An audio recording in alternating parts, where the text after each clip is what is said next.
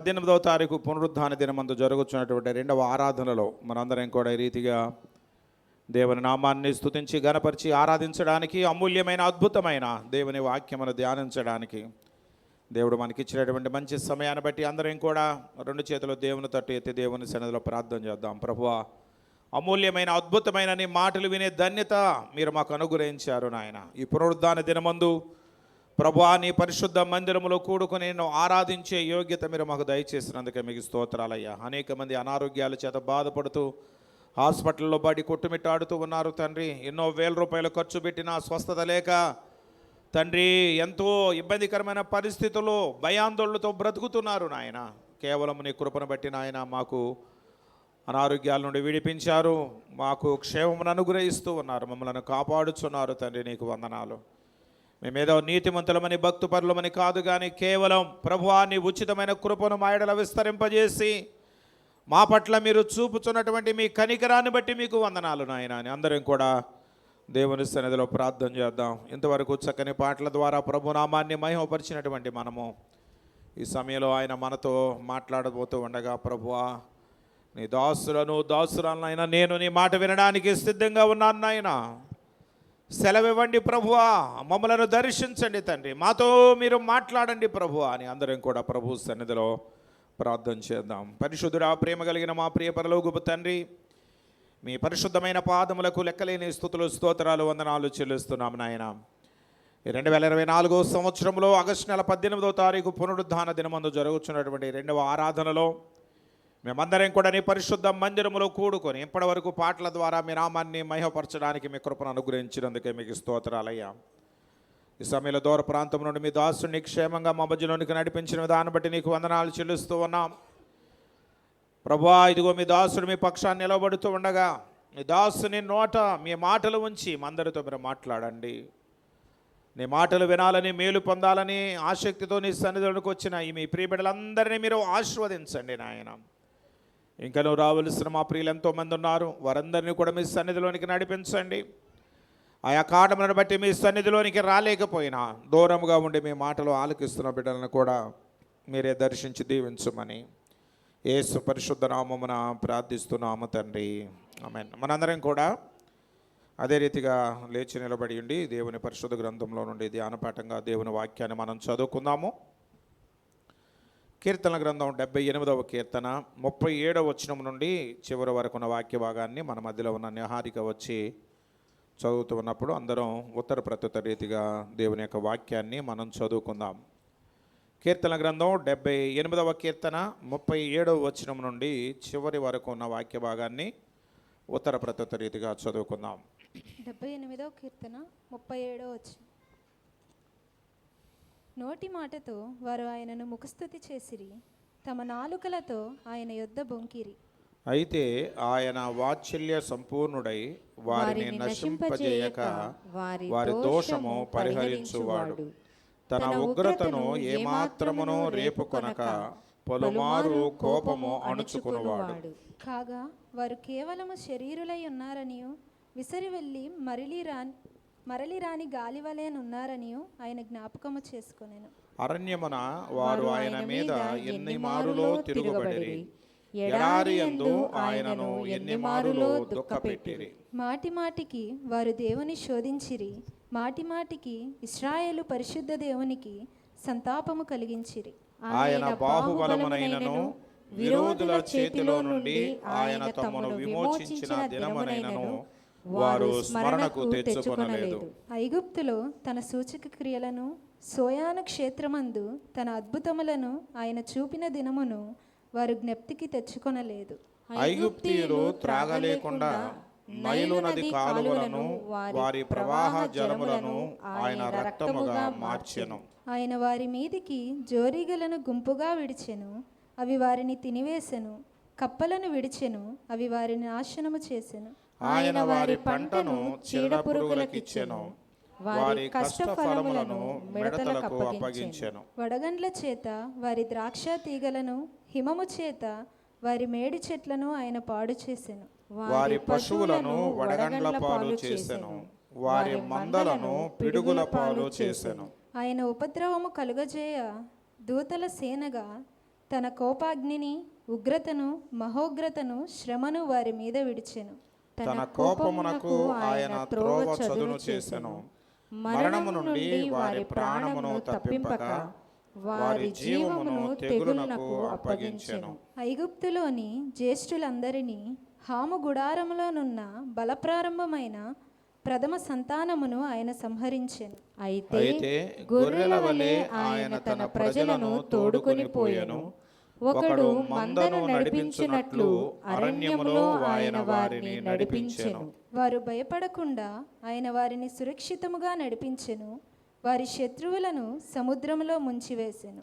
తాను ప్రతిష్ఠించిన సరిహద్దునొద్దకు, తన దక్షిణ హస్తము సంపాదించిన ఈ పర్వతమునొద్దకు ఆయన వారిని రప్పించెను. వారి ఎదుట నుండి అన్యజనులను వెళ్ళగొట్టెను. కొలనుల చేత వారి స్వాస్థ్యమును వారికి పంచి ఇచ్చెను. ఇశ్రాయేలు గోత్రములను వారి గుడారములలో నివసింపజేసెను. అయినను వారు మహోన్నతుడైన దేవుని శోధించి తిరుగుబాటు చేసిరి. ఆయన శాసనములను అనుసరింపకపోయిరి. తమ పితరుల వలె వారు వెనుకకు తిరిగి ద్రోహులైరి. జోకిచ్చు విల్లు పనికిరాకపోయినట్లు వారు తొలగిపోయిరి. వారు ఉన్నత స్థలములను కట్టి ఆయనకు కోపం పుట్టించిరి. విగ్రహములను పెట్టుకొని ఆయనకు రోషము కలుగజేసిరి. దేవుడు దీనిని చూచి ఆగ్రహించి ఇశ్రాయేలునందు బహుగా అసహ్యించుకొనెను. షిలోహు మందిరమును, తాను మనుషులలో సంస్థాపన చేసిన గుడారమును ఆయన విడిచిపెట్టెను. ఆయన తన బలమును చెరకును, తన భూషణమైన దానిని విరోధుల చేతికిని అప్పగించెను. తన ప్రజలను ఖడ్గమునకు అప్పగించెను. ఆయన తన స్వాస్థ్యం మీద ఆగ్రహించెను. అగ్ని వారి యవనస్తులను భక్షించెను. వారి కన్యకలకు పెండ్లి పాటలు లేకపోయెను. వారి యాజకులు కత్తిపాలు కాగా వారి విధవరాండ్రు రోదనము చేయకుండిరి. అప్పుడు నిద్ర నుండి మేల్కొని ఒకని వలెను, మధ్యవసుడై ఆర్భటించు పరాక్రమశాలి వలెను ప్రభు మేల్కొనెను. ఆయన తన విరోధులను వెనుకకు తరిమి కొట్టెను. నిత్యమైన నింద వారికి కలుగజేసెను. పిమ్మట ఆయన యోసేపు గుడారమును అసహ్యించుకొనెను. ఎఫ్రాయిము గోత్రమును కోరుకొనలేదు. యోధా గోత్రమును, తాను ప్రేమించిన సియోను పర్వతమును ఆయన కోరుకొనెను. తాను అంతరిక్షమును కట్టినట్లు, తాను భూమిని నిత్యముగా స్థాపించినట్లు ఆయన తన పరిశుద్ధ మందిరమును కట్టించెను. తన దాసుడైన దావీదును కోరుకొని గొర్రెల దొడ్లలో నుండి అతనిని పిలిపించెను. పాడి గొర్రెలను వెంబడించుట మాన్పించి తన ప్రజలైన యాకోబును, తన స్వాస్థ్యమైన ఇశ్రాయేలును మేపుటకై ఆయన అతనిని రప్పించెను. అతడు యథార్థ హృదయుడై వారిని పాలించెను. కార్యములందు నేర్పరి అయి వారిని నడిపించెను. దేవుడిచ్చిన వాక్యం దీవించునుగాక. ఆమేన్. దయచేసి అందరం కూర్చుందాం. దేవుని పరిశుద్ధ నామానికి స్తోత్రం కలుగును గాక. దేవుని యొక్క మహా ఉచితమైన కృపను బట్టి ఈ 2024 సంవత్సరం ఆగస్టు నెల 18వ తారీఖు ఈ పునరుద్ధాన దినమందు జరుగుతున్నటువంటి 2వ ఆరాధనలో మనందరం కూడా ఈ రీతిగా దేవుని పరిశుద్ధ మందిరంలో కూడుకొని దేవుని నామాన్ని స్తుతించి గణపరిచి ఆరాధించడానికి, అమూల్యమైన అద్భుతమైన దేవుని వాక్యమును ధ్యానించడానికి దేవుడు మనకు అనుగ్రహించిన ఈ మంచి సమయాన్ని బట్టి ముందుగా అందరం కూడా 2 చేతులు పైకెత్తి దేవునికి గట్టిగా స్తోత్రం చెల్లిద్దాం. హల్లెలూయా, హల్లెలూయా, హల్లెలూయా. సరే, మంచిది. దేవుని బిడ్డల ఉదయకాల సమయంలో జరిగినటువంటి మొదటి ఆరాధన దేవుడు అద్భుతంగా ఆశీర్వాదకరంగా జరిగించారు. 103వ కీర్తన నుండి పరిశుద్ధాత్మ దేవుడు శ్రేష్టమైన సందేశాన్ని తన ప్రజలకు ఆయన అందించారు. నా ప్రాణమా యెహోవాను సన్నుతించుము, నా అంతరంగములోనున్న సమస్తమా ఆయన పరిశుద్ధ నామమును సన్నుతించుము. నా ప్రాణమా యెహోవాను సన్నుతించుము, ఆయన చేసిన ఉపకారములలో దేనిని మరువకము అనే మాట. యెహోవా అందరికీ ఉపకారం. నిజంగా మన జీవితాల్లో మనం ఆలోచన చేసుకుంటే దేవుడు ఎన్ని ఉపకారాలు మనకు చేశాడో, ఎన్ని మేలులు ఆయన మనకు చేస్తూ వస్తూ ఉన్నాడో. నిజంగా మనం ఉపకారానికి అర్హులం కాదు, అపకారులం మనం. కీర్తిశేషులు జోసెఫ్ శాస్త్రి అని ఒక చక్కని పాట రాశాడు ఆయన. మీలో చాలామంది కూడా వచ్చు. ఉపకారములెన్నో చేసితివి, అపకారము తాళల్చకును, ఉపకారములెన్నో చేసితివి, అపకారముల తలంచకను. ఉపకారములెన్నో చేసిన మా ఉపకారములెన్నో చేసిన మా ఉపకారి నీకే తగు స్తోత్రం. ఉపకారి నీకే తగు స్తోత్రం. అధిక స్తోత్రమునుల్దా దగిన అధికారి విని వే ప్రభువా.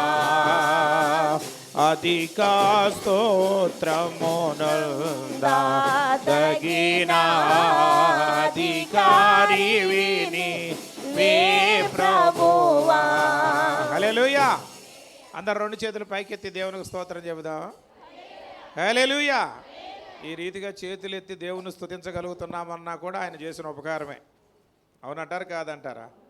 ఇప్పుడు జ్వరాలతో పాటు కీళ్ళ నొప్పులు కూడా వచ్చేస్తున్నాయి. కాళ్ళు పట్టుకుపోయి, కీళ్ళు పట్టుకుపోయి, నడవలేక, చేతులు ఎత్తలేక, కాళ్ళు కదిలించలేక కొట్టుకులాడుతున్నారు జనాలు.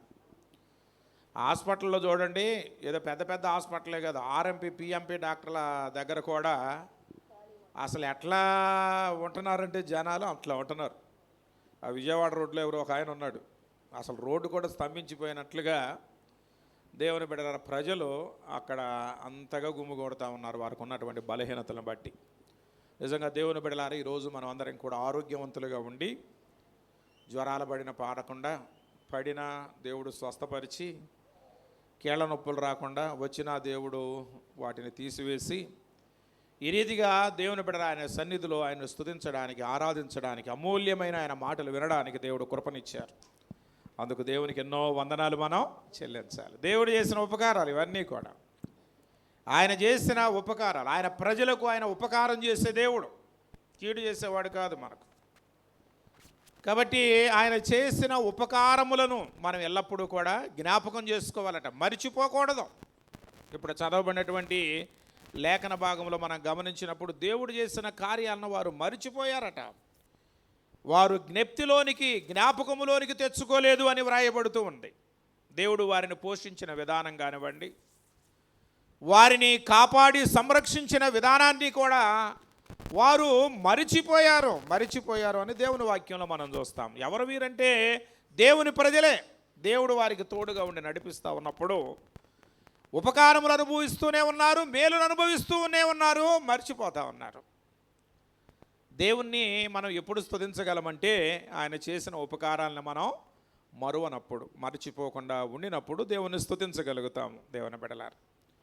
కాబట్టి తన ప్రజలకు ఆయన ఉపకారం చేసే దేవుడు అని 103వ కీర్తనలో 1వ వచనం నుండి 10వ వచనం వరకు రాయబడిన వాక్య భాగంలో చదువుకున్నాం. ఆ తర్వాత దేవుని 11వ వచనం నుండి 18వ వచనం వరకు ఆయన తన ఎడల భయభక్తు గల వారి జీవితాల్లో ఆయన అద్భుత కార్యాలు చేస్తాడు అని, ఆయన తన కృపను ఆకాశమంతగా ఆయన చూపుతాడు అని, వారి దోషములను పాపములను ఆయన పరిహరించి, పాపమును బట్టి పరిహారము చేయక, దేవుని బిడ్డలారా దోషములను బట్టి మనకు ప్రతిఫలం ఇవ్వకుండా ఆయన మనల్ని క్షమించి మన పాపములను తూర్పుకు పడమట ఎంత దూరమో అంతగా మన అతిక్రమలను ఆయన దూరపరుస్తాడు అని, ఆయన ఎడల భయభక్తులు కలిగి జీవించే వారికి ఆయన కృపను యుగ యుగములు ఆయన అనుగ్రహిస్తాడు అని, ఆయన నీతి పిల్ల తరముల ఆయన చూపుతాడు అని ఉదయకాల సమయంలో దేవుడు మాట్లాడారు.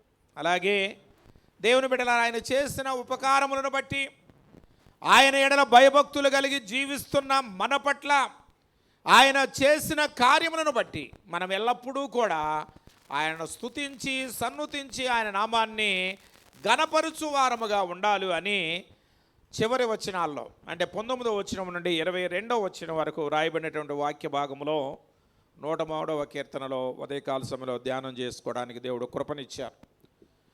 మరలా ఈ 2వ ఆరాధనలో మరి దేవుడు మనందరినీ సమకూర్చారు. ఇంతవరకు కూడా చక్కని పాటల ద్వారా ప్రభు నామాన్ని మనం మహిమపరుచుకున్నాము. ఆరాధనలో యవన బిడ్డలు పాటల ద్వారా నడిపించారు. కొంతమంది ఏంటంటే అయ్యగారు మీరే పాడితే బాగుంటుంది అయ్యగారు, మీరు పాడితే చాలా బాగుంటుంది అంటారు.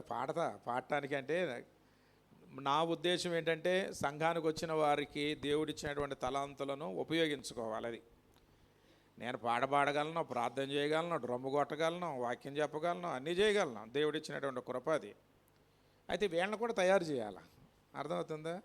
ఈ ఆరాధనకు అవకాశం ఇవ్వకపోతే వీళ్ళు అట్లాగే కూర్చుంటారు, పాడబడడానికి అవకాశం ఇవ్వకపోతే అట్లాగే కూర్చుంటారు వాళ్ళు. అందుకని అందరికీ అవకాశం ఇవ్వాలి, అందరిని ప్రోత్సహించాలి. ఆ ఉద్దేశంతో తప్ప నేనేం సోమరిపోతుండేం కాదు, బద్దకస్తుని కాదు. అర్థమవుతుందా? పాడాలని లేక కాదు, పాడగలను అన్ని పాటలు దేవుని బిడలారా. కాబట్టి అందరినీ పాలిభాగస్తులుగా చేయాలనే ఉద్దేశంతోనే. కాబట్టి అందుకని కొయిర్ వారికి కొన్ని పాటలే, ఒక పాటే. తర్వాత యవనస్తులకు కూడా అందరూ పాడాలనే పాపం మైకులు లాక్కుంటున్నారు ఒకళ్ళ దగ్గర నుంచి ఒకళ్ళు. అందరికి వరుసన ఇస్తా కూర్చుంటే పాటలు పాడడానికే 2-3 గంటలు పట్టుద్ది. అందుకని వీళ్ళందరినీ ఒక గ్రూపుగా ఏర్పాటు చేసి ఈ కొంచెం వివాహాలు అయిపోయి కొయిర్లో పాటలు పాడే వాళ్ళందరూ నిలబడి వాళ్ళని ఒక పాట పాడమని, అలాగే యవనస్తులుగా ఆసక్తి కలిగిన వీళ్ళందరినీ ఒకే గుంపులో చేర్చి వీళ్ళందరినీ పాట పాడమని ఒక దెబ్బతో అవజేసేస్తున్నారు. 2 పాటలతో యవనస్తులు అందరూ అయిపోతున్నారు, ముందు కూర్చున్న వాళ్ళు అందరూ అయిపోతున్నారు. లేకపోతే 12 దాకా పాటలు పాడటమే కుదురుద్ది. సరేనా? అందుకని సమయాన్ని పాటించుకోవడం మనకి ఎంతో మంచిది. పాటల కంటే దేవుని వాక్యం ఎంతో విలువైంది కనుక దేవుని బిడలారా, దేవుని మాటలు విందాం. ఇప్పటి వరకు కూడా చక్కని పాటల ద్వారా ప్రభునామాన్ని మహిమపరుచుకున్నాము. మరి సమయంలో దేవుని వాక్యాన్ని అందించడానికి మరి రబ్బీ మన మధ్యలోకి వచ్చారు. ఈ సమయంలో రబ్బీ వచ్చి దేవుని వాక్యాన్ని అందిస్తూ ఉండగా అందరం కూడా దేవుని మాటలు విందాం.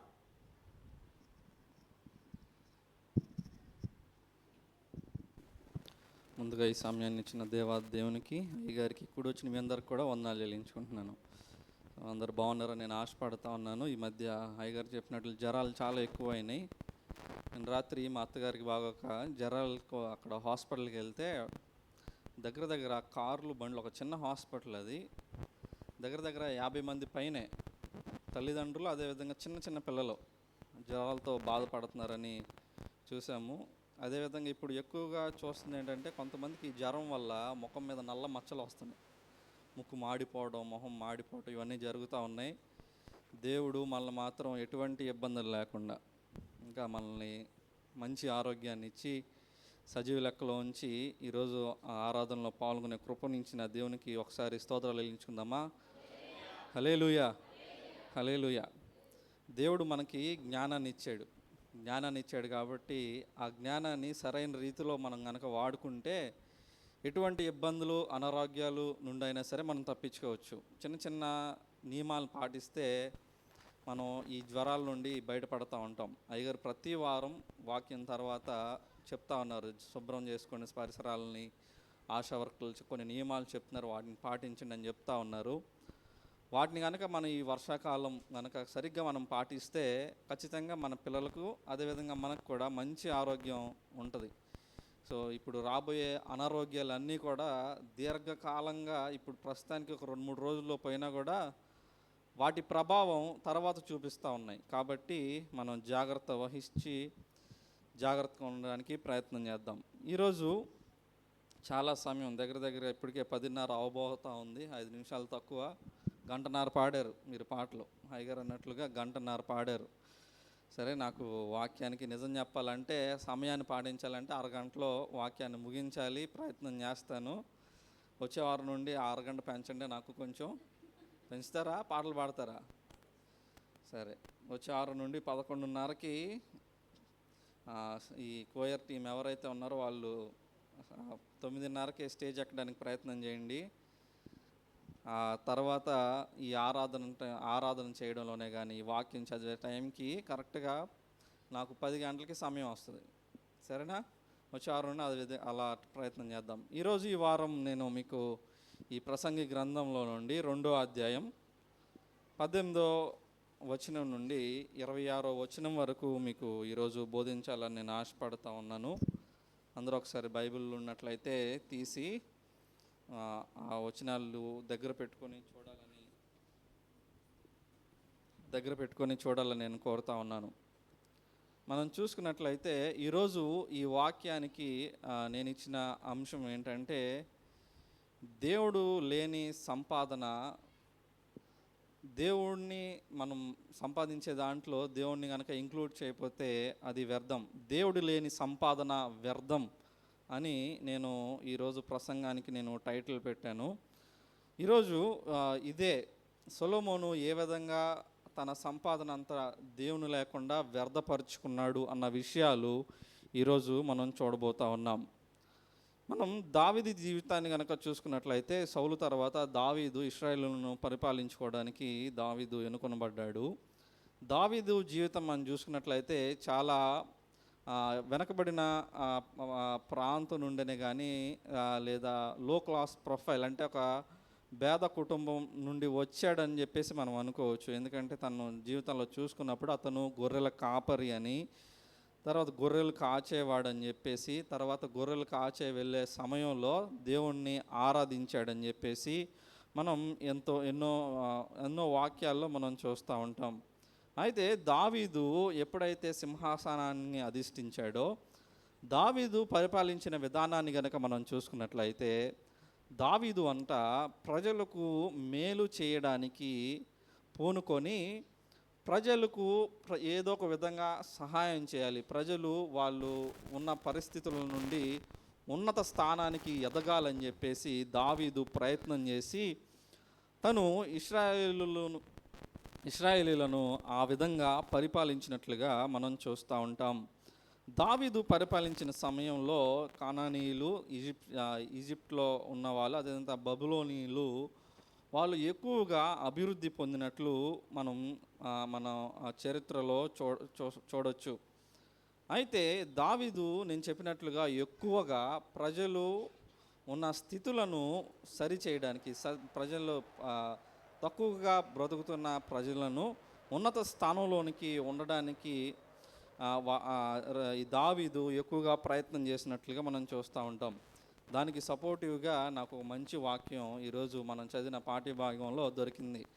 కీర్తనలో 78వ కీర్తన 71వ వచనం 72వ వచనంలో దావీదు గురించి ప్రస్తావిస్తూ అక్కడ చివరి వచ్చిన 71 వచనంలో చూడండి, 71, 72 వెంబడించుట మాన్పించి తర్వాత తన ప్రజలైన యాకోబును తన స్వాస్థ్యమైన ఇశ్రాయేలులను మేపుటకై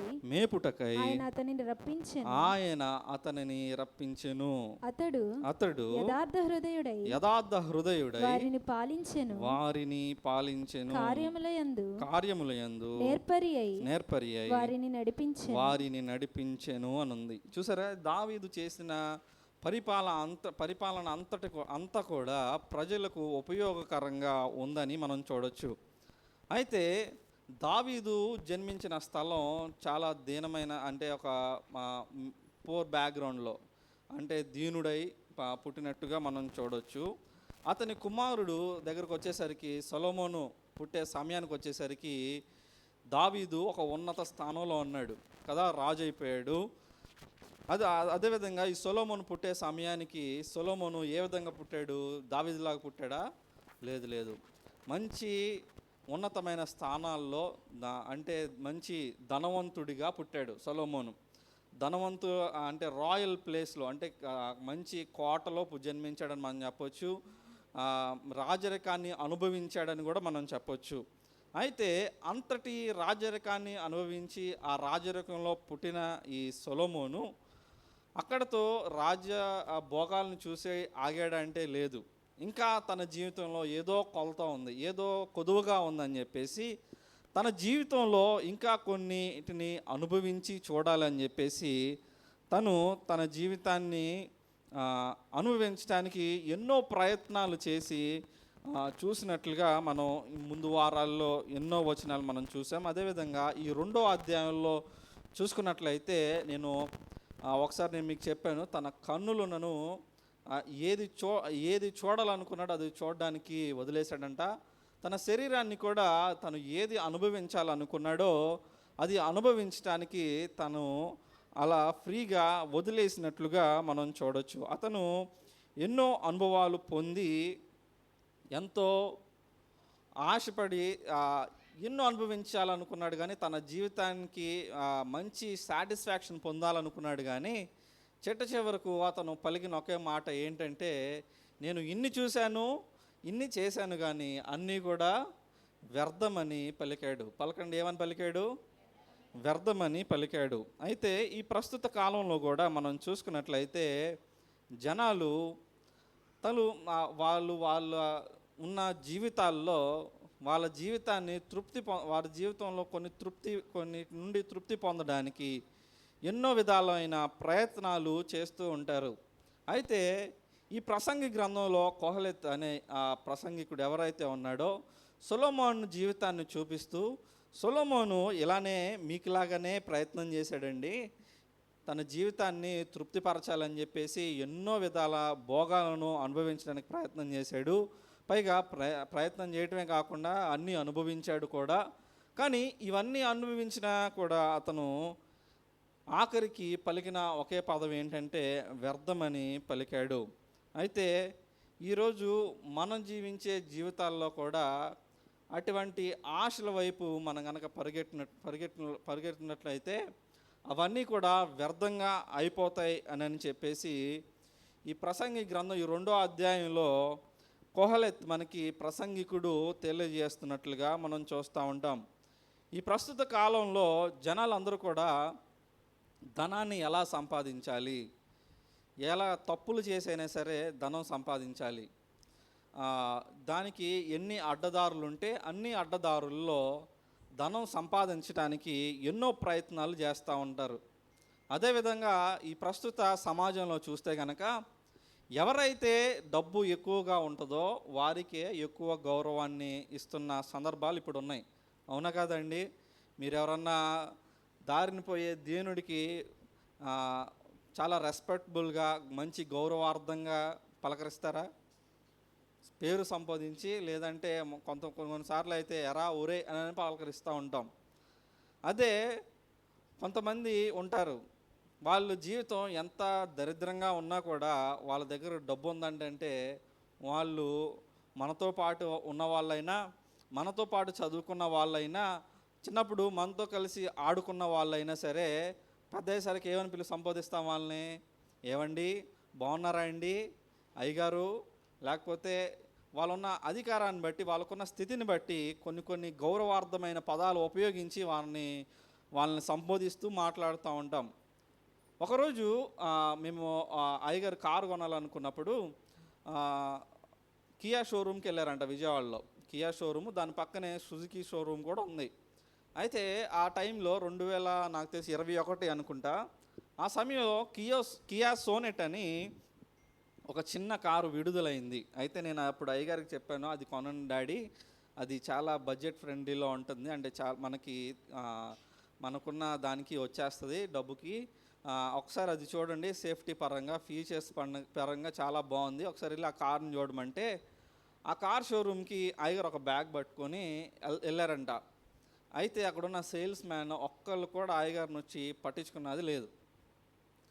కానీ మారుతి సుజుకి షోరూమ్కి వెళ్ళగానే అక్కడున్న వ్యక్తులంట వెంటనే అయ్యగారిని రిసీవ్ చేసుకొని మంచిగా ఆ కార్ దగ్గర తీసుకెళ్ళి కారు చూపించి అంతా చూపిస్తే లాస్ట్కి అయ్యగారు వ్యాగనర్ కొన్నారు.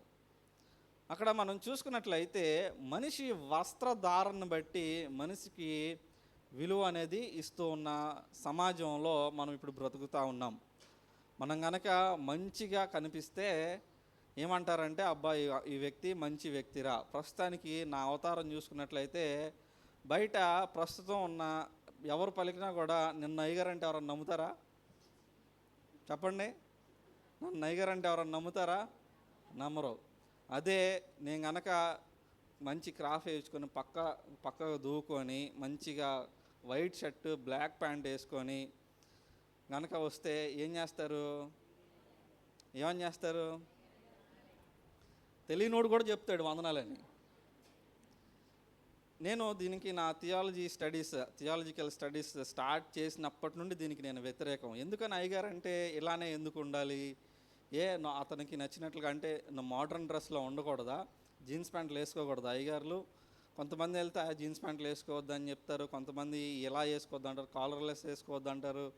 ఇవన్నీ చెప్తూ ఉంటారు, కానీ ఆ మనిషి ఎలా బతుకుతున్నాడు, దేవునికి ఎంత దగ్గరగా ఉంటున్నాడు, ఆ మనిషి జీవితంలో నుండి ఏమైనా నేర్చుకుందామనేది మాత్రం చూడరు. ఇప్పుడు నేను గడ్డం జుట్టు పెంచుకున్నాను కాబట్టి ఏమని చెప్తారంటే, అతనే సరిగ్గా లేడు మనకేం చెప్తాడు రా అంటూ ఉంటారు. దేవుడు వాక్యంలో చూసినప్పుడు మనం చూసుకున్నట్లయితే దేవుడు ఎప్పుడు కూడా నీ వస్త్రధారణ కానీ, లేదా నువ్వు ఎటువంటి ధరించావు, నీ మేకప్ ఎలా ఉంది, లేకపోతే నువ్వు మంచి విలువైన లిప్స్టిక్ వేసుకున్నావా, లేకపోతే మంచి బంగారం వేసుకున్నావా అని చూడలేదు. కానీ దేవుడు చూసేది ఒకటి ఏంటండి, హృదయాన్ని చూడమన్నాడు. నేను ఈ విధంగా తయారవడానికి కూడా ఇంకో రీజన్ ఏంటంటే, ఎవరన్నా వచ్చి అడుగుతున్నప్పుడు కూడా కొంతమందికి నేనేం చెప్తున్నానంటే, మా నాన్నకి ఎట్లాగో వెళ్ళిపోతుంది, నాకు కూడా వెళ్ళిపోద్ది కొన్ని రోజుల్లో, సో ఒకసారి పెంచుకొని చూసుకుందాం అనుకుంటున్నాను అని మాత్రం చెప్తా ఉన్నా. కానీ ఇంకో విధంగా కొంతమందికి నేనేం చెప్తున్నానంటే, నన్ను మాత్రమే నా పైన నేను ఎలా ఉన్నానో అది మాత్రం ఎందుకు చూస్తున్నారు, నేను ఎంత మోడర్న్గా ఉంటూ కూడా దేవుని సేవ చేస్తున్నాను కదా, దాని ఎందుకు మీరు అప్రిషియేట్ చేయలేకపోతా ఉన్నారు అని చెప్పి ఒక ప్రశ్న వేస్తూ ఉన్నా. పై రూపం ఎలా ఉన్నా కూడా అది మనకి మ్యాటర్ కాదు, దేవునితో నీ సంబంధం ఎట్లా అన్నదే మ్యాటర్. అయితే ఇక్కడ మనం చూసుకున్నప్పుడు, ఇక వాక్యంలోకి వచ్చినప్పుడు మనం చూసుకున్నట్లయితే, ప్రస్తుత సమాజం ఎలా ఉందంటే, మనిషికి ఉన్న అధికారాలను బట్టి కానీ, ధనాన్ని బట్టి కానీ మనిషికి గౌరవాన్ని ఇస్తూ ఉన్నారు. అయితే దావీదు అదేవిధంగా సొలొమోను జీవితాలు మనం కనుక కంపేర్ చేసి చూసుకున్నట్లయితే, దావీదు జనాలని ఎలా అభివృద్ధి చేయాలని చెప్పేసి దావీదు ప్రయత్నం చేశాడు. జనాల అభివృద్ధిని బట్టి దావీదుకు పేరు వచ్చినట్లుగా మనం చూస్తూ ఉంటాం. కానీ సొలొమోను జీవితం కనుక మనం చూసుకున్నట్లయితే, సొలొమోను తన ఆస్తులను బట్టి, సంపాదనను బట్టి, తనకున్న భార్యలను బట్టి, పనివాళ్ళను బట్టి కానీ తన పేరు ఎక్కువగా ఇక్కడ మన బైబిల్లో ప్రస్తావించినట్లుగా మనం చూస్తూ ఉంటాం. అయితే ఇక్కడ ఈరోజు మన పాఠ్యభాగంలో చూసుకున్నట్లయితే 2వ అధ్యాయం 18వ వచనంలో కనుక మనం చూసుకున్నట్లయితే, సూర్యుని కింద నేను ప్రయాసపడి చేసిన పనులన్నిటినీ నా తర్వాత వచ్చిన వాడికి నేను విడిచిపెట్టవలనని తెలుసుకొని నేను వాటి యందు అసహ్యపడితినని పలుకుతా ఉన్నాడు. ఎవరు పలుకుతున్నాడంటే, ఇక్కడ సొలొమోను పలికినట్లుగా మనం చూస్తూ ఉండొచ్చు. సొలొమోను పలుకుతున్నాడు. ఇక్కడ ఏమని పలుకుతున్నాడంటే, నేను సంపాదించింది అంతటా కూడా నెక్స్ట్ ఎవరికో ఇవ్వాలి, నేను ఇదంతా నాకు ఒక గోల్ ఉంది, నేను ఫ్యూచర్లో ఇంత సంపాదించుకోవాలనుకున్నాను, ఇంత చేయాలనుకున్నాను, కాబట్టి నేను దీన్ని చేయాలనుకున్నాను, కాబట్టి నేను దానికి తగిన ప్రయత్నాలను చేసి ఇది నేను సంపాదించుకున్నాను. కానీ నా తర్వాత వచ్చేవాడు కనీసం అతనికి ఎటువంటి గోల్ కూడా లేదు, ఏం చేయాలనుకున్నాడో తనకు ఒక ఆశ లేదు, ఇది ఉంటుందని తను ఎప్పుడు అనుకొని ఉన్నాడు. కానీ అటువంటి వాడికి నేను సంపాదించిందంతా కూడా నేను ఇచ్చేయాలని చెప్పేసి ఇక్కడ ఈ వచనాల్లో బాధపడుతున్నట్లుగా మనం చూడవచ్చు. అయితే ఇక్కడ సొలొమోను పలుకుతున్నది ఏంటంటే, ఇన్ని సంపాదించి ఏం చేసినా కూడా ఇది తర్వాత వాడికి నేను ఇచ్చేయాలి, ఊరికినే నేను దీన్ని తీసుకొని వెళ్ళడానికి నాకు దేనికి ఉపయోగపడదు, నేను మరణించిన తర్వాత నా తర్వాత దీన్ని ఈ సంపాదించిందంతా నేను కూడగట్టుకుని వెళ్ళగలనా అని నా ప్రశ్న అతను వేసుకుంటే, లేదు అనే ఇక్కడ సొలొమోను గారు పలుకుతూ ఇలా వ్యర్థము అని పలుకుతున్నట్లుగా మనం చూడవచ్చు. అయితే ఒక ఉదాహరణకి బుద్ధుడు తెలుసా అండి? బుద్ధుడు కూడా తను మంచి రాజరికంలో పుట్టాడు, రాజకుమారుడిగా పుట్టాడు. పుట్టిన తర్వాత మంచి రాజకుమారుడిగా పుట్టిన తర్వాత ఎంతగానో రాజకుమారుడికి ఎన్నో విషయాల్లో ఎన్నో అనుభవాలు అతనికి ఉన్నాయి. కానీ ఒకసారి అతనికి ఒక చిన్న అనారోగ్యం వచ్చిందంట. అనారోగ్యం వచ్చేసరికి అతను ఎంతో ప్రయత్నం చేశాడు, అతనుకున్న డబ్బుతో కానీ అక్కడ ఉన్న పలుకుబడితోనే కానీ ఎంతో ప్రయత్నం చేశారు, కానీ అతనుకున్న ఆ చిన్న అనారోగ్యాన్ని అతను సరి చేసుకోలేకపోయాడు. అప్పుడు అతను రియలైజ్ అయింది ఏంటంటే, నాకున్న ఈ ఆస్తి నన్ను సరి చేయడానికి ఏది కూడా ఉపయోగపడలేకపోయింది. నేను రాజరికంలో ఉన్నా కూడా, ఎంతోమంది నాకు తెలిసినా కూడా, ఒక్కరు కూడా నన్ను సరి చేయడానికి ఒకరు కూడా ముందుకు రాలేదు అని చెప్పేసి తను రాజరికాన్ని వదిలేసి అరణ్యాల్లోకి వెళ్ళిపోయినట్లుగా మనం చూడొచ్చు. అదేవిధంగా ఇక్కడ సొలొమోను కూడా అరణ్యంలోకి అయితే వెళ్ళలేదు, కానీ అతను అదే విధమైన రియలైజేషన్ అతను సొలొమోను జీవితంలో వచ్చింది. తనకున్న పలుకుబడే కానీ ఆస్తి అంతస్తే కానీ తర్వాత ఏం చేయాలనుకున్నాడు, ఇది తర్వాత వాళ్ళకి ఇచ్చేయాలని ఇక్కడ బాధపడుతున్నట్లుగా చూడొచ్చు. అదేవిధంగా 20వ వచనం చూసుకున్నట్లయితే చూడండి, కావున సూర్యుని క్రింద నేను పడిన ప్రయాసం అంతటిని విషయమై నేను ఆశ విడిచిన వాడనైతిని. 22, 23 వచనాలు చూడండి. సూర్యుని క్రింద నరునికి తటస్థించు ప్రయాస అంతటి చేతను వాడు తలపెట్టు కార్యములంతటి వాడికి ఏమి దొరుకుచున్నది వాని దినములన్నీ శ్రమకరములు వాని పాట్లు వ్యసనకరములు రాత్రి అందైనను వాని మనసునకు నెమ్మది దొరకదు ఇదియు వ్యర్థమే అని పలుకుతా ఉన్నాడు. ఇక్కడ చూసుకున్నట్లయితే ఎంతో బాధతో ఇవన్నీ మాట్లాడుతున్నట్లుగా మనం చూడొచ్చు. ముఖ్యంగా ఎందుకు బాధపడుతున్నాడు అంటే, ఇక్కడ నేను ఎంత ప్రయాసపడ్డాను, ఎంత జ్ఞానం చేత నేను ఎంత సంపాదించుకున్నాను, కానీ ఇదంతా కూడా ఎక్కడికి వెళ్ళిపోద్దంట, వేరే వాళ్ళకి వెళ్ళిపోద్దని. చూడండి 21 వచనం చూడండి. ఒకడు జ్ఞానముతోను తెలివితోను యుక్తితోను ప్రయాసపడి ఏదో ఒక పని చేయును. అయితే దాని కొరకు ప్రయాసపడని వానికి అతడు దానిని స్వాస్థ్యముగా ఇచ్చివేయవలసి వచ్చును. ఇదియు వ్యర్థమును గొప్ప చెడుగునై ఉన్నది.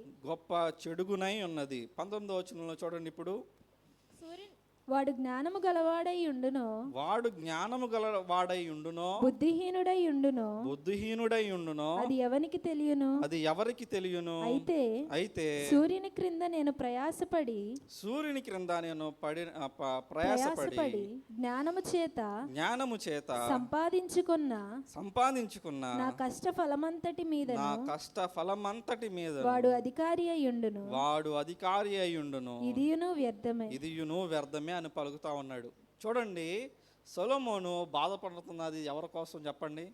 మనం స్పష్టంగా ఇది చదువుకున్నట్లయితే ఒకటి మీకు అర్థం అవ్వాలి. ఎందుకు బాధపడుతున్నాడు సొలొమోను? చూడండి, అతను సంపాదించిందంతా కూడా ఎవరికి వెళ్ళిపోతుందని బాధపడుతున్నాడు? అతను కుమారుడికి వెళ్తున్నానని బాధపడుతున్నాడు. అంటే అప్పటికి అతను సొలొమోనుకి పెద్ద క్వశ్చన్ మార్క్. వచ్చేవాడు తెలివైన వాడు నాకులాగా, లేదా తెలివి లేని వాడై ఉంటాడో అని చెప్పేసి బాధపడుతున్నట్లుగా మనం చూడవచ్చు ఇక్కడ. అట్లనే సొలొమోను బాధపడినట్లుగానే సొలొమోను కుమారుడు ఎప్పుడైతే ఇశ్రాయేలును పరిపాలించాలనుకున్నాడో, ఇక్కడ రాజ్యం ఏమైపోయింది? 2గా విభజించబడినట్లుగా మనం చరిత్రలో చూడొచ్చు. అదేవిధంగా ఆ తర్వాత ఆ రాజ్యం అనేది బబులోనీల బానిసత్వంలోకి వారు వెళ్ళిపోయినట్లుగా మనం చూడొచ్చు అన్నమాట. అయితే యేసు ప్రభు వారు ఇదే సన్నివేశాన్ని గూర్చి ఒక ఉపమానాన్ని లూకాసు సువార్త 12వ అధ్యాయం 16వ వచనం నుండి 21వ వచనం వరకు మనం చూడొచ్చు. అక్కడ మనం చూసుకున్నట్లయితే ధనవంతుడు అనే ఒక వ్యక్తి మనకు కనిపిస్తూ ఉంటాడు. చూడండి. మరియు ఆయన వారితో ఈ ఉపమానము చెప్పెను. చదవండి. ఒక ధనవంతుని భూమి సమృద్ధిగా పండెను.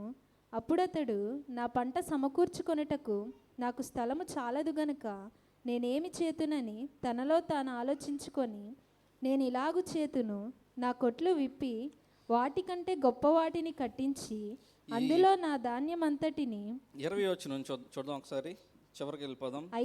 అయితే దేవుడు వెర్రివాడా ఈ రాత్రి నీ ప్రాణమును అడుగుచున్నారు. ఈ రాత్రి నేను నీ ప్రాణమును అడుగుచున్నాను. నీవు సిద్ధపరిచినవి ఏంటండి?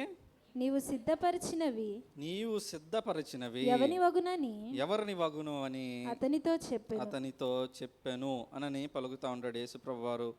ఇక్కడ మనం చూసుకున్నట్లయితే సొలొమోను కూడా ఆ ధనవంతుడు ఏ విధంగా అయితే నా ప్రాణమా తినుము తాగుము సుఖించుము అని పలికాడో, ఈ సొలొమోను కూడా ఈ 2వ అధ్యాయంలో చూసుకున్నట్లయితే ఈ ప్రసంగి గ్రంథంలో కూడా అదే విధమైన మాటలు పలుకుతూ ఉన్నట్లుగా చూడొచ్చు.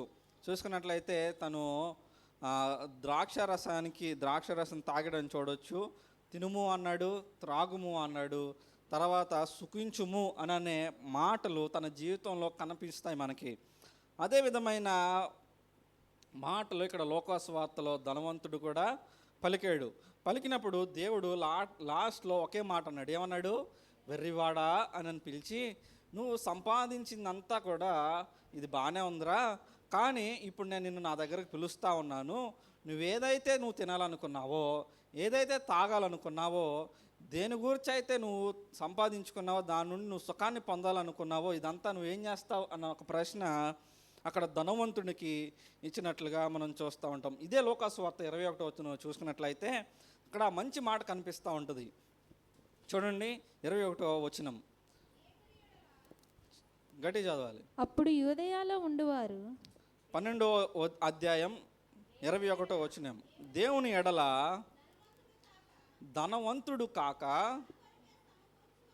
తన కొరకే సమకూర్చుకునేవాడు అలాగునే ఉండునని చెప్పినట్లుగా మనం చూస్తూ ఉంటాం. చూడండి, మనం దేనికోసం ఎవరిలో సంపాదించుకోవాలంట? దేవునిలో సంపాదించుకోవాలి. అంతేగాని తన కోసం కనుక మన కోసం కనుక మనం కనుక ఆలోచించినట్లయితే ఎలా అయిపోతామని చెప్తున్నాడు? సొలొమోనులాగా అవుతాం. తర్వాత ఈ ధనవంతుడిలాగా మన జీవితాలు ముగిసిపోతాయని చెప్పేసి ఒకసారి మనం ఆలోచించవచ్చు. చూసినట్లయితే మనం దేవుని లేకుండా, దేవుని కనుక మనం సంపాదించిన దాంట్లో దేవుని కనుక ఇంక్లూడ్ చేయకుండా, నువ్వు కనుక నా ప్రాణమా తాగుము తినుము సుఖించుము అని కనుక అన్నావంటే దేవుడు ఇట్లా చిటికేసాడంటే అయిపోయినట్టే మొత్తం. కాబట్టి మనం 21వ వచనంలో ఏమని చెప్తున్నాడు? దేవునిలో కనుక సంపాదించుకుంటే మనకి మంచి దీవెనలు వస్తాయని దేవుడు పలుకుతూ ఉన్నట్లుగా మనం చూడవచ్చు. ఆ దీవెనలు ఎలా వస్తాయి? మనం లోకానుసారంగా మనం సంపాదించుకుంటున్నాం, కానీ దానికి ఆల్టర్నేట్ మనకేంటి? క్రైస్తవులకి లోకానుసారంగా మనం సంపాదించుకుంటే దాని నుండి అన్నీ వ్యర్థమనే పలుకుతున్నారు. సొలొమోను ఎలా అయితే బాధపడ్డాడో తర్వాత వచ్చేవాడికి ఇవ్వాలి, అతడు ఆ ధనాన్ని ఎలా ఉపయోగపరుస్తాడో, నేనేమో ఎంత కష్టపడ్డాను, వాడేమో ఎలా దాన్ని వాడతాడో అన్న బాధ సొలొమోనుకుంది. అదే విధమైన బాధ మనకు గనక ఉంటే, కానీ ఆ బాధ నుండి ఎలా తొలగిపోవాలో, ఆ దిగుల నుండి మనం ఎలా తొలగిపోవాలో ఇప్పుడు మనం చూద్దాం. మనం గనక క్రైస్తవులకి ముఖ్యంగా ఉండాల్సిన మెయిన్ గోల్ ఏంటని ఈ సెకండ్ పార్ట్లో మనం చూస్తూ ఉంటాం. యేసు ప్రభు వారిని కనుక మనం చూసుకున్నట్లయితే అక్కడ తను భూమి మీదకి వచ్చిన తర్వాత ఎక్కువ మంది యేసు ప్రభు వారిని దావీదు కుమారుడి కింద పలికారు కదా అండి. కానీ సొలొమోను కుమారుడి కింద ఎప్పుడైనా పలికారా?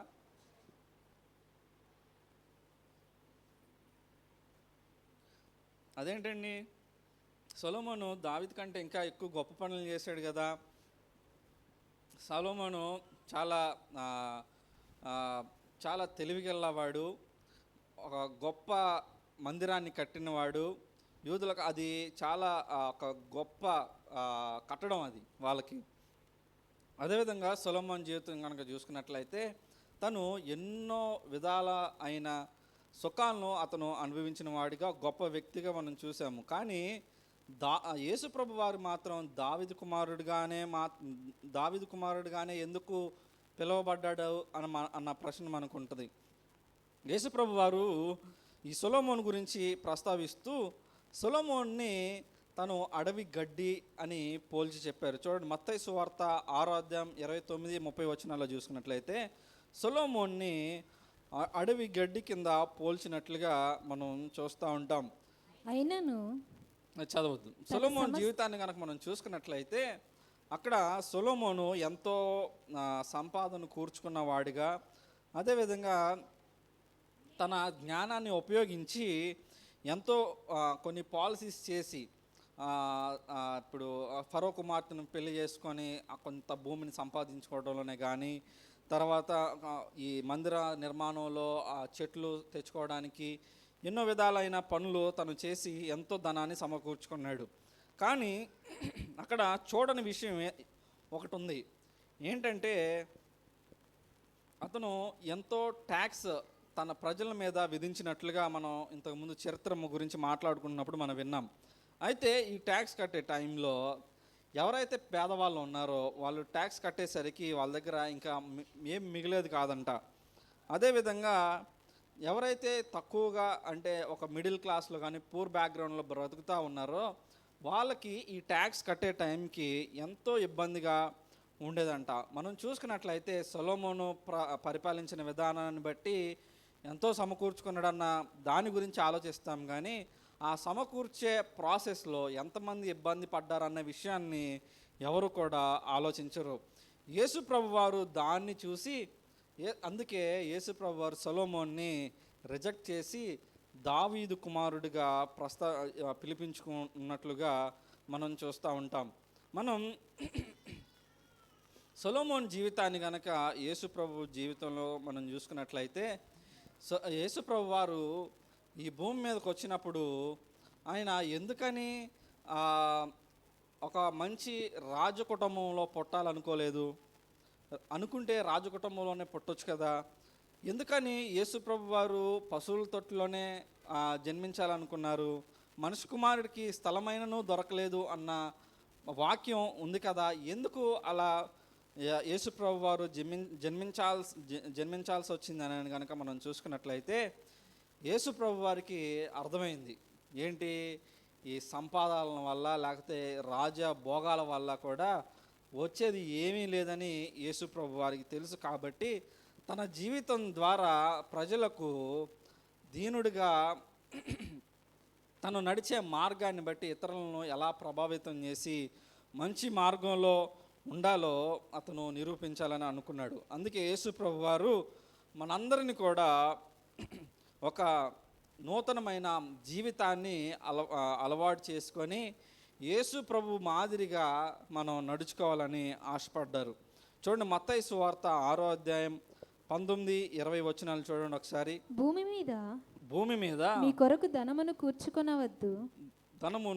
కూర్చుకొనవద్దు, ఇక్కడ చిమ్మెటయు ఏంటండి చిమ్మెటయు తుప్పును తినివేయును దొంగలు కన్నము వేసి దొంగిలెదరు, పరలోకమందు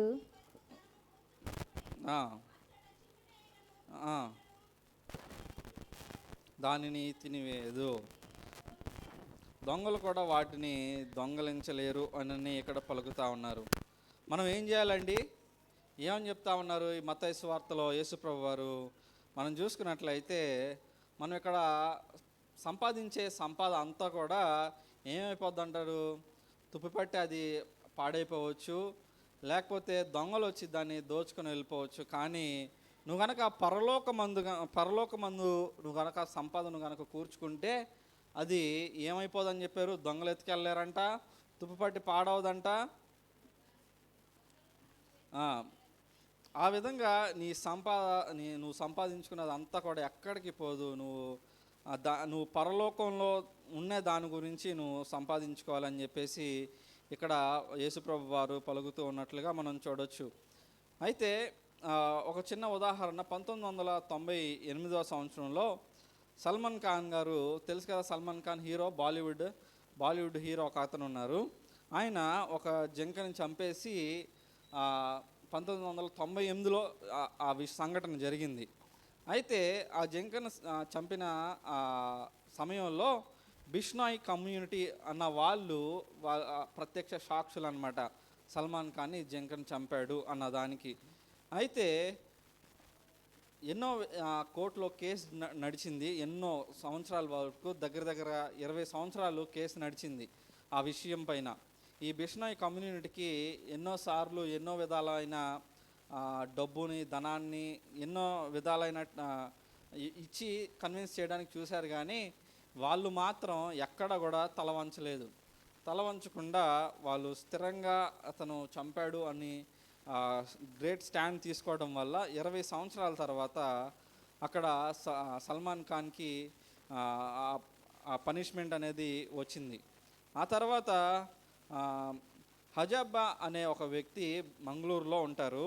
ఆయన నా ఆరెంజ్ కాయలు ఉంటాయి కదా, వాటిని అమ్ముకునే వ్యక్తి అన్నమాట. అతను సంపాదించిన సంపాదన అంతా కూడా ఏం చేశాడంటే, అతను ఉపయోగించుకోకుండా ఆ గ్రామంలో స్కూల్ లేదంట, స్కూల్ కట్టించాడు అక్కడ ఉన్న జనాల కోసం.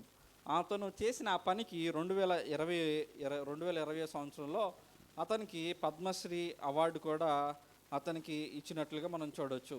ఇక్కడ మనం చూసుకున్నట్లయితే ఈ బిష్నాయ్ కమ్యూనిటీ కానీ, ఇక్కడ హజబ్బా అనే ఈ వ్యక్తి కానీ చూసుకున్నట్లయితే, వాళ్ళు సంపాదనకు, డబ్బుకు వాళ్ళు తల వంచలేదు, లోకానుసారమైన వాటిపైన వాళ్ళు దృష్టి ఉంచలేదు, కానీ ఫ్యూచర్ గురించి ఆలోచించారు. ఫ్యూచర్ గురించి ఆలోచించడం ద్వారా వాళ్ళకు ఈరోజు కూడా వాళ్ళ పేర్లు ఈరోజు మనకి వినిపిస్తూ ఉన్నాయి. వాళ్ళు చేసే సమాజ సేవను బట్టి మనం వారి పేర్లు కూడా తలుచుకుంటూ ఉంటాం. అదేవిధంగా దావీదు జీవితంతో మనం కంపేర్ చేసుకుంటే, అదేవిధంగా సొలొమోన్ జీవితంలో కనుక మనం చూసుకున్నట్లయితే, దావీదు జీవించిన విధానాన్ని బట్టి యేసుప్రభు వారు దావీదు కుమారుడిగా పిలువబడినట్లుగా చూసాము. అదేవిధంగా సొలొమోను తనకి అంత జ్ఞానం ఉన్నా, అంత సంపద ఉన్నా కూడా తన జీవితాన్ని వ్యర్థంగా గడిపినట్లుగా మనం చూస్తూ ఉండొచ్చు. అయితే ఈ ప్రస్తుత కాలంలో కూడా క్రైస్తవులుగా మనం కూడా ఎట్లా మనం జీవిస్తున్నాం అనేది ఒక పెద్ద ప్రశ్న. ఈరోజు నువ్వు సంపాదించే సంపాదన దేని కొరకై నువ్వు సంపాదిస్తూ ఉన్నాం? మన ఎన్నో విధాలుగా ఇప్పుడు ఈ సొలొమోన్ గారు అనుకున్నట్లుగా నేను అంతా సంపాదించుకొని నేను ఎంతగానో అనుభవించాలన్న ఆశతో నువ్వు గనక ఉన్నట్లయితే, ఆ ధనవంతుడు మత్తయి సువార్తలో ఎలా అయితే తన జీవితాన్ని ముగించుకున్నాడో అదే విధమైన ఆ తృప్తి లేకుండా మన జీవితాన్ని ముగించాల్సిన పరిస్థితి ఉంటుంది. సొలొమోన్ గారు కూడా ఎన్నో అనుభవించి ఎంతో జీవితంలో తృప్తి పొందాలనుకున్నాడు, కానీ అతను తృప్తి పొందలేని వాడిగా ఉండిపోయాడు. అదేవిధంగా మన జీవితాలు కూడా మనం గనక దేవుని లేకుండా నువ్వు గనక సంపాదించుకోవాలని గనక నువ్వు ఆశపడితే, సంపాదన కోసం నువ్వు గనక దొడ్డుదారులు చూసుకొని వేరే వాళ్ళని ఇబ్బంది పెడుతూ నువ్వు సంపాదన గనక కూర్చుకోవాలనుకుంటే, దొంగదారుల ద్వారా నువ్వు గనక సంపాదన కూర్చుకోవాలనుకుంటే, అదంతా లాస్ట్లో నీకు ఒక పెద్ద దుఃఖాన్నే నీకు మిగులుస్తుందని, తృప్తి లేని జీవితాన్ని నువ్వు జీవిస్తావని మనం సొలొమోన్ గారి జీవితం ద్వారా మనం చూడొచ్చు. అయితే క్రైస్తవులుగా మనం సంపాదించుకునే ప్రతి సంపాదన కూడా దేవుని రాజ్యాన్ని విస్తరింపజేయడానికి, అదేవిధంగా ఎవరైతే అవసరంలో ఉన్నారో, ఎవరైతే బేదలు ఉన్నారో, అనారోగ్యాలతో బాధపడుతూ ఉన్నారో, వారికి మన సంపాదన ఉపయోగపడే వారిలాగా మన సంపాదన ఉండడానికి మనం చూసుకుంటూ ఉండాలి. అదేవిధంగా మనం ఇంకో విషయం కనుక మనం చూసుకున్నట్లయితే, మనం ఎప్పుడైతే క్రీస్తును పోలి నడుస్తామో, యేసుప్రభు వారు పలికినట్లుగా నువ్వు గనక సంపాదన వైపు కనుక నువ్వు తిరిగి వెళ్తే సొలొమోన్ లాగా నీ జీవితాన్ని ముగిస్తావు. కానీ దావీదైతే ప్రజల అభివృద్ధి కొరకు ప్రయాసపడ్డాడు కాబట్టి దేవుడు దావీదు కుమారుడుగా పిలువబడ్డాడు. అందుకే మనం గనక దేవుని రాజ్యాన్ని గనక విస్తరింపజేయడానికి గనక మనం ప్రయత్నం చేస్తే, దేవుడు వాక్యంలో ఉంటుంది కదా, మనం భూమికి ఉప్పై ఉంటాము, అదేవిధంగా లోకానికి వెలుగుగా ఉంటామని చెప్పేసి వాక్యం మనకి సెలవిస్తూ ఉంది. ఈ ప్రసంగి గ్రంథం 2వ అధ్యాయం మనం కనుక 18వ వచనం నుండి 20వ వచనంలో కనుక మనం చూసుకున్నట్లయితే, నీ సంపాదన అంతా కూడా నువ్వు ఎట్లా ఉపయోగిస్తున్నావు? 18వ వచనం నుండి 26వ వచనం వరకు ఇక్కడ సొలొమోను ఎంతో బాధపడినట్లుగా, ఆ బాధ తన కుమారుడి జీవితంలో నెరవేరింది. తను ఎలా అయితే బాధపడ్డాడో తన కుమారుడి జీవితం అలానే ముగిసిపోయింది. రాజ్యం 2గా చీల్చబడింది. తన సంపాదించుకున్నదంతా కూడా వేరే వాళ్ళకి స్వాధీనం అయిపోయింది. ఆ విధంగా కనుక నువ్వు నీ జీవితాన్ని ముగించాలనుకుంటే నీకు ఎంత బాధ అండి. చూడండి, మీ జీవితాల్లో తృప్తి లేని జీవితం కావాలనుకుంటారా, తృప్తి కలిగిన జీవితం కావాలనుకుంటారా? దావీదు తన అధికారాన్ని సొలొమోనుకి అప్పగించేప్పుడు దావీదు నిండు మనస్సుతో నేను చేసింది ఇంక చాలు, ఇంకా తర్వాత సొలొమోనుకి అప్పగించాలన్న నిండు మనసుతో అప్పగించాడు. కానీ సొలొమోను బాధపడుతూ దుఃఖపడుతూ తన సంపదను వేరే తన కుమారునికి అప్పగించినట్లుగా మనం ఈ వాక్యంలో మనం చూడొచ్చు.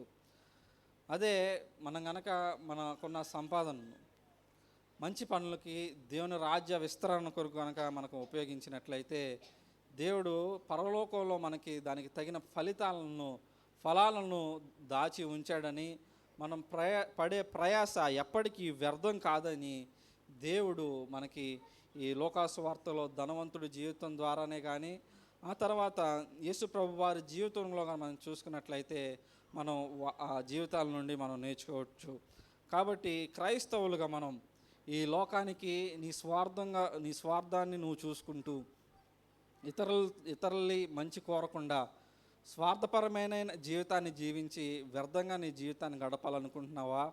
లేదా యేసుప్రభు వారి మాదిరి జీవితాన్ని నువ్వు జీవించి ఇతరులకు సహాయపడుతూ, ఎవరైతే అవసరతలో ఉన్నారో వాళ్ళకి సహాయపడుతూ, నీ ధనాన్ని ఆ దేవుని రాజ్యం విస్తరణ కొరకు నువ్వు ఉపయోగిస్తూ, దేవుని మందిరం కొరకు నువ్వు ఉపయోగిస్తూ, ఎవరైతే భేదవాళ్ళు ఉన్నారో వాళ్ళకి ఉపయోగిస్తూ నువ్వు గనక దేవునిలాగా నువ్వు గనక జీవించి తృప్తిగా నీ జీవితాన్ని ముగించాలనుకుంటున్నావా అనేది మన చేతిలో ఉంది. కాబట్టి ఈ లోకానికి ఉప్పై ఉండాలంటే దేవుని పోలి మనం నడుచుకోవాలి. లోకానికి వెలుగై ఉండాలంటే యేసు ప్రభు జీవించిన జీవితాన్ని మనం అలవరుచుకొని అటువంటి జీవితాన్ని జీవించాలి. దేవుడు అటువంటి కృప మనందరికీ దయచేయునుగాక. ఆమేన్. కళ్ళు మూసుకుందామా, ప్రార్థన చేసుకుందాం.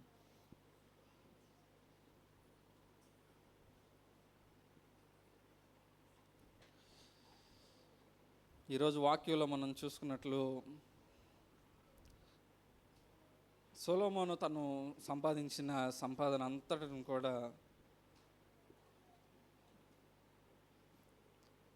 తన కుమారునికి ఇవ్వడానికి ఎంతో బాధపడ్డాడు. ఆ వచ్చేవాడు తెలివైన వాడో లేదా తెలివి తక్కువ వాడో, ఆ సంపాదన ఎలాగ అతను ఉపయోగిస్తాడో అన్న దిగులు సొలొమోను జీవితంలో ఎంతగానో ఉంది. కానీ మన సొలొమోను జీవితం చూసుకున్నట్లయితే సొలొమోను యేసు ప్రభువులో ఆ సంపాదనను సమకూర్చుకోలేదు. కాబట్టే అటువంటి శోధనలు, ఇబ్బందులు, అటువంటి తృప్తి లేని జీవితాన్ని సొలొమోను జీవించినట్లుగా మనం చూడవచ్చు. కానీ యేసు ప్రభు వారు మాత్రం తనకి అనుకుంటే మంచి రాజాధికారాల్లో అతను జన్మించవచ్చు, కానీ అటువంటి సంపద ద్వారా ఉపయోగకరమైనది ఏది లేదని మంచి మార్గంలో నడిచి దేవునికి లోబడి జీవించి ఇతరులకు ఉపయోగకరంగా దేవుని రాజ్యాన్ని విస్తరించే ఆ మనసు కలిగి కనుక మనం గనక ఉంటే మన జీవితం తృప్తిగా ఉంటుంది అని దేవుడి వాక్యం ద్వారా మనకు సెలవిచ్చారు. నువ్వు లోకానికి ఉప్పుగా ఉండాలని నువ్వు ఆశపడుతూ ఉన్నావా? వెలుగుగా ఉండాలని ఆశపడుతూ ఉన్నావా? అయితే నువ్వు చేయాల్సిన ఒకే ఒక్క పని ఏంటంటే, నువ్వు సంపాదించే దాంట్లో దేవుని కూడా ఇంక్లూడ్ చేసి దేవునిలో నువ్వు స్తుతించాలి. దేవునిలో నువ్వు గనక స్తుతిస్తే ఆ సంపాదనను బట్టి నువ్వు ఆనందాన్ని పొందుకుంటావు. నువ్వు సంపాదించే ఆ సంపద నీకు మాత్రం ఉపయోగపడకూడదు, కానీ అది పేదవారికి, అదేవిధంగా ఎవరైతే అవసరాల్లో ఉన్నారో వారికి దేవుని రాజ్యంలో కూడా నువ్వు సంపాదించే సంపద ఉపయోగపడాలని చెప్పేసి దేవుడు మనకి పలుకుతూ ఈ వాక్యం ద్వారా మనకి సెలవిచ్చారు. మన జీవించే జీవితం ద్వారా ఎటువంటి జీవితాన్ని నువ్వు పొందాలనుకుంటున్నావు అనేది మన చేతిలో ఉంది. కాబట్టి దేవుని దగ్గరికి వెళ్ళి, యేసయ్యా నేను జీవిస్తున్న జీవితం నాకు తృప్తి ఇవ్వట్లేదు తండ్రి, నేను సంపాదించే ఈ సంపద అంతట్లో కూడా నిన్ను నేను స్తుతించలేని వాడిగా నేను ఉన్నాను నాయన. నీలో నేను స్తుతించే ఆ కృపను నాకు దయచేయండి. ఈ భూమి మీద మేము సమకూర్చుకునే ప్రతి దానిలో అన్నీ కూడా ఈ భూమిలో దొంగలిస్తారని, అదేవిధంగా తుప్పుపట్టి అంత నాశనం అవుతుందని మీరు పలికారు తండ్రి. కానీ పరలోకంలో మేము సంపాదించుకునే సంపద అంతా కూడా అది ఎవరూ తీసుకొని పోలేరని, అది మా కోసం అట్లానే ఎప్పటికీ ఉంటుందని మీరు సెలవించిన దాన్ని బట్టి పరలోకంలో ఎలా మేము ఆ సంపదను సమకూర్చుకోవాలో ఆ మార్గాలు మాకు చూపించమని ప్రార్థన చేస్తూ ఉన్నాం. యేసయ్య పేదలకు మేము సహాయపడడం ద్వారా, అదేవిధంగా నీ పరిచర్యలో మేము పాలి భాగస్తులు అవ్వడం ద్వారా పరలోకంలో మేము మా సంపదను కూర్చుకుంటాము అని మాకు తెలియజేసిన విధానం అంటే మీకే స్తోత్రాలు చెల్లించుకుంటూ ఉన్నాం నాయన. యేసయ్య మేము దానికి తగిన జీవితాన్ని మేము జీవించడానికి ఆ కృపను దయచేయమని మేమందరం వేడుకుంటూ ఉండగా తండ్రి యేసయ్య మీరే మాతో మాట్లాడండి. యేసయ్య మాకు మార్గాన్ని చూపించమని ప్రార్థన చేస్తూ ఉన్నాం. యేసయ్య ఎవరెవరైతే ఇక్కడ ఉండి ఆ ప్రార్థనను చేస్తూ ఉన్నారో మీరే వారికి మార్గాన్ని చూపించండి. ఈ లోకంలో పడిపోయి ఈ లోకంలో మేము ధనాన్ని సంపాదించుకొని తృప్తి లేని జీవితంలో మేము జీవించి మేము మరణించే సమయానికి అయ్యో నేను అనవసరంగా ఈ జీవితాన్ని జీవించానే అన్న బాధ మాలో ఉండకుండా మాకు ఉంచమని ప్రార్థన చేస్తూ ఉన్నాం నాయన. మేము పరలోకంలో ధనాన్ని మేము సమకూర్చుకోవడానికి మీ సహాయం దయచేయండి. ఈ లోకానికి ఉప్పుగా ఉండడానికి మాకు సహాయం దయచేయండి. లోకానికి వెలుగుగా ఉండడానికి మాకు మీ కృపను దయచేయమని ప్రార్థన చేస్తూ ఉన్నాం. మీరు చూపించిన మార్గాన్ని మేము నడుచుకోవడానికి మిమ్మల్ని పోలి మేము ఉండడానికి మీ కృపను దయచేయమని ప్రార్థన చేస్తూ ఉన్నాం నాయన. యేసయ్య సొలొమోను ఎలా అయితే బాధపడ్డాడో అలా మేము బాధపడకుండా ఉండడానికి మీ కృపను దయచేయండి. యేసయ్య మీరే మా హృదయంలో ఉండి మా జీవితాన్ని మీరే స్వాధీనపరుచుకొని మేము తృప్తి కలిగిన జీవితాన్ని జీవించే ఆ భాగ్యాన్ని మాకు దయచేయమని ప్రార్థన చేస్తూ ఉన్నాం. మేము జీవించే ఈ జీవితం ద్వారా నలుగురికి ఉపయోగపడడానికి మీ కృపను దయచేయండి. మీ రాజ్యం విస్తరింపజేయడానికి మాకు ఆ కృపను మాకు దయచేయమని ప్రార్థన చేస్తూ ఉన్నాం. మీ సన్నిధిలో మేము భాగస్తులు అవ్వడానికి మీ కృపను చూపించండి. యేసయ్య మీరే మాకు సహాయం దయచేయమని ప్రార్థన చేస్తూ విన్న వాక్యాన్ని దుష్టుడు ఎత్తుకొని పోకుండా మా హృదయాల్లో నాటి ఫలింపజేయమని యేసు నామములో ప్రార్థించి అడిగి వేడుకుంటూ ఉన్నాం తండ్రి. ఆమేన్.